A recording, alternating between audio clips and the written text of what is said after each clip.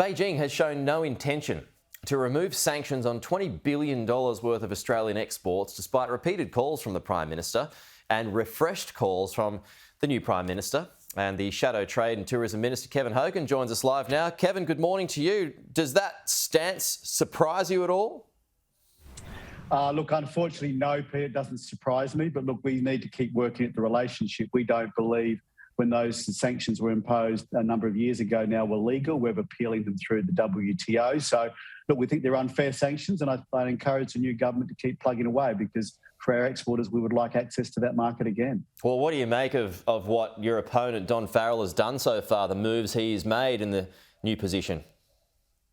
Well, look, I think it's good that he's reached out. I mean, he's requested a meeting from his counterpart in China. I think that was a good thing to do. I don't think that's been approved. That hasn't been agreed, that meeting yet. I know there was a meeting, as we know, between the two defence ministers. But look, I think it's good he's reached out. He wants to try start dialogue with them, which he should. That being said, I mean, China has made it very publicly that to start normalised relationships with Australia, they have 14 requirements on those. Now, we don't think any of those requirements are necessary, but look, it's good to try and reach out.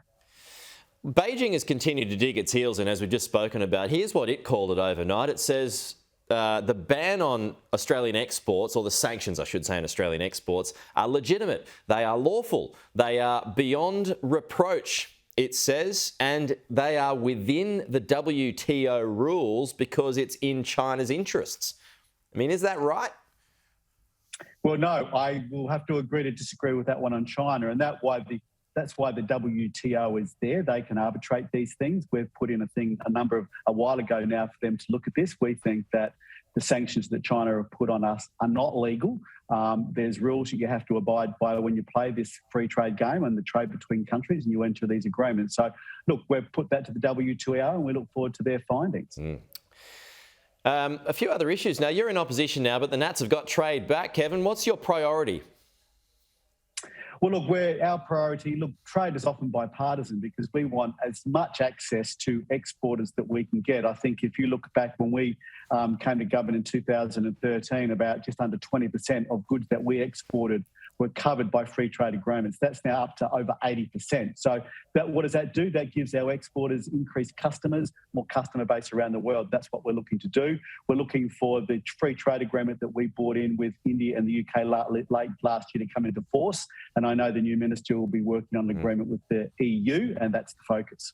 Just on energy, Chris Bowen has declared it is a race to get transmission and storage around renewable projects, and Australia is starting 10 years late.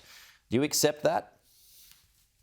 Look, energy has been a complicated issue in this country, but look, what we need is the balance right. We don't have to be anti or pro renewables, nuclear or coal or anything, but we want cheap emissions, we want reliable energy, and we want, low emissions, cheap energy.